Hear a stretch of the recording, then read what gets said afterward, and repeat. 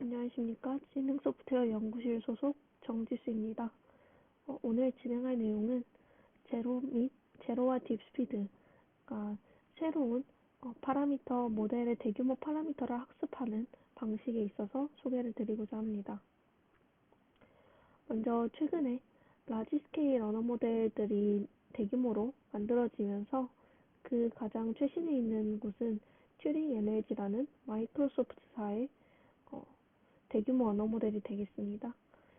17빌리언 가까이 되는 어마어마한 크기를 가지고 있고 메가트론보다는 거의 두 배에 가까운 두 배를 넘어서는 모델이라고 볼 수 있습니다. 이렇게 대규모인 만큼 새로운 훈련을 위한 시스템이 설계가 되었는데요. DGX2라는 인피니밴드 연결이 가능한 하드웨어 활용을 통해 통신을 사용했고, 그리고 텐서를 슬라이싱하여 엔비디아 V100에 걸쳐 모델을 분할하여 적용했다고 합니다.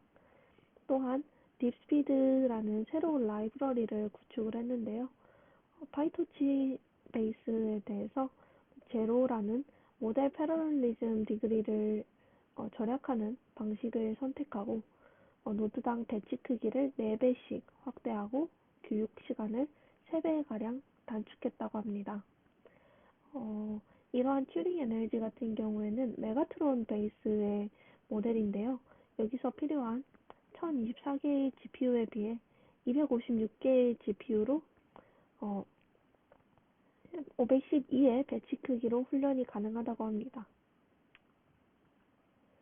그래서 이러한 패러럴리즘, 그러니까 모델을 학습하기 위해서 병렬화를 진행하는 데에는 크게 세 가지로 기존의 방식이 사용되었다고 합니다. 데이터 패러럴리즘, 그리고 텐서 패러럴리즘, 파이프라인 패러럴리즘, 이렇게 세 가지의 방식이 있었는데요. 데이터 패러럴리즘 같은 경우에는 서로 다른 데이터 청크를 분리하여 여기서 처리를 병렬로 수행한 후 각 단계가 끝날 때 이런 결과를 동기화합니다. 텐서 패러렐리즘 같은 경우에는 텐서를 여러 개로 분할하여 GPU로 분배한 후 여기에 대한 청크를 병렬로 처리하고 결과를 단계가 끝날 때 다 추합하여 로스를 결정하는 형식입니다. 파이프라인 패러렐리즘 같은 경우 모델 패러렐리즘이라고도 불리는데요. 모델을 분할하여 각각의 GPU에 배치한 후 서로 이제 각각의 단계를 병렬로 처리를 한 후에 배치의 작은 청크에서 작업을 진행합니다. 제로 같은 경우에는 텐서 패러렐리즘에 가까운데요. 여기서 전체 텐서가 포워드, 백워드에 더 알맞게 연산에 알맞게 재구성이 됐다고 합니다. 그래서 모델의 수정이 전혀 없다는 장점을 가지고 있고요.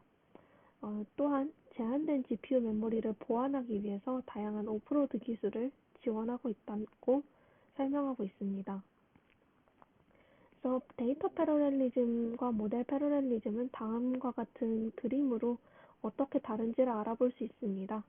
그래서 서로 다른 파란색, 노란색, 초록색이 각각의 GPU라고 생각을 했을 때 각 모델을 2, 4, 1이라는 데이터가 통과를 하고 거기에 대한 결과를 모두 추합하는 형식이고요.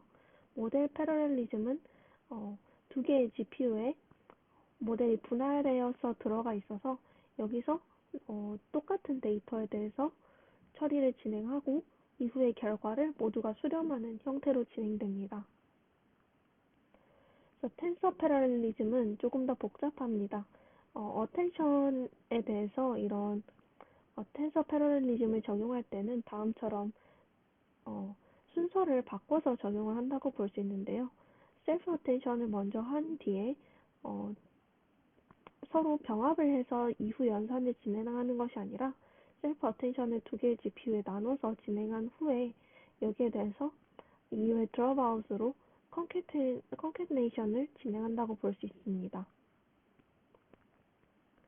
그래서 이렇게 세 개의 데이터 패러렐리즘, 모델 패러렐리즘, 텐서 패러렐리즘은 세 개를 각각 분할하여 독립적으로 진행할 수 있습니다. 그래서 세 가지를 3차원으로 쪼개어서 진행한다고 보시면 될 것 같습니다. 그래서 제로와 딥스피드는 이제 데이터 패러렐리즘과 이제 텐서 패러렐리즘 그리고 메모리 효율화의 패키징을 전체를 다 한 거라고 볼 수 있고요.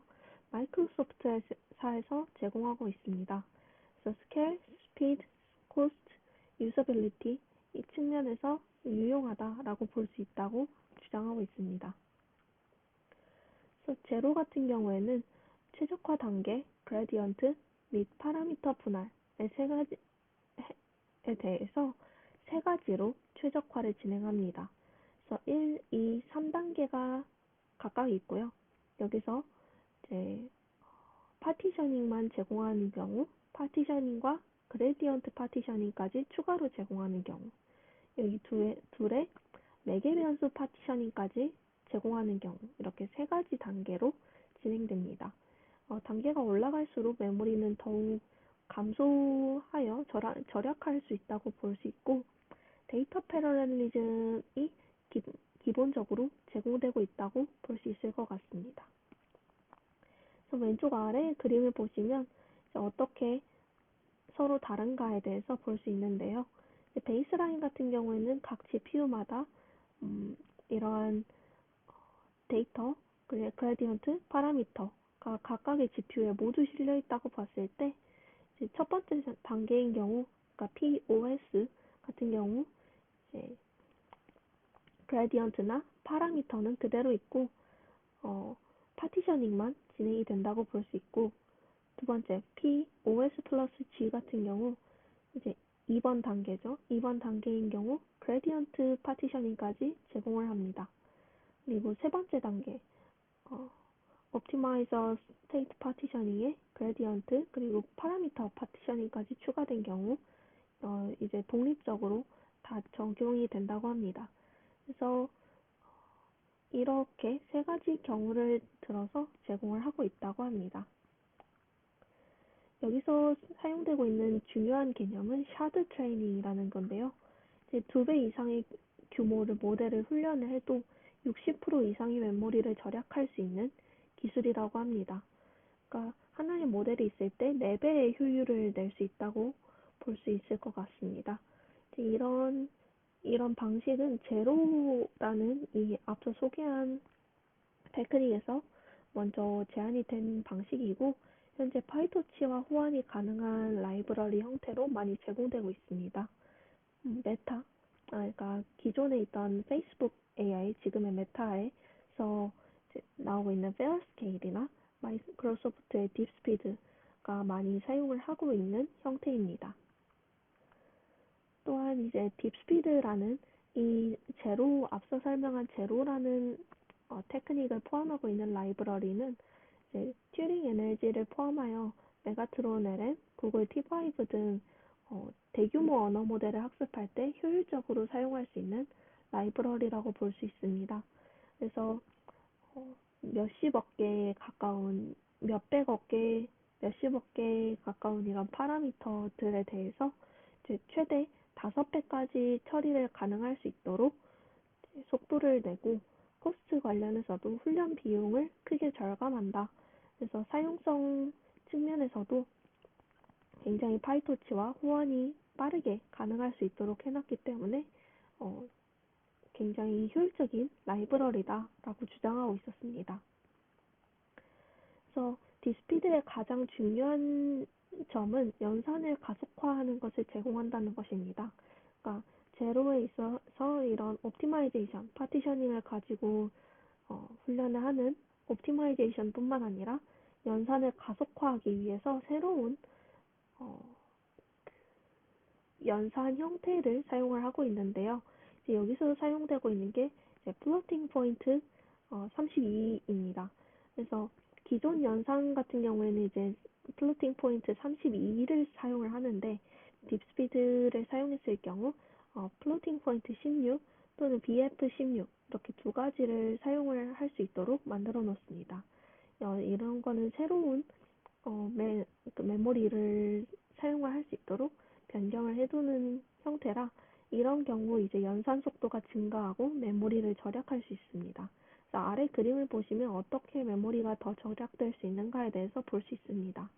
이제 기존에 저희가 사용을 하던 이제 플로팅 포인트 32 같은 경우 이제 앞에 보호 변수, 보호 비트 하나, 그리고 레인지, 프리시전 이렇게 사용이 되고 있었는데요. 여기서 FP16 같은 경우 이제 보호 비트 하나에 레인지를 3비트 그리고 프리시전을 13비트 가량 줄인 걸로 알 수 있습니다. 그리고 B플러트 16 같은 경우에도 이제 레인지를 8비트, 프리시전을 7비트로 기존 FP32보다 훨씬 줄어든 것으로 볼 수 있습니다. 그래서 이런 딥스피드를 파이토치 라이트닝에서 어떻게 사용할 수 있는가? 이게 정작 저에게 가장 중요한 부분일 텐데요. 실제 사용을 할 때 굉장히 간단하게 사용할 수 있습니다.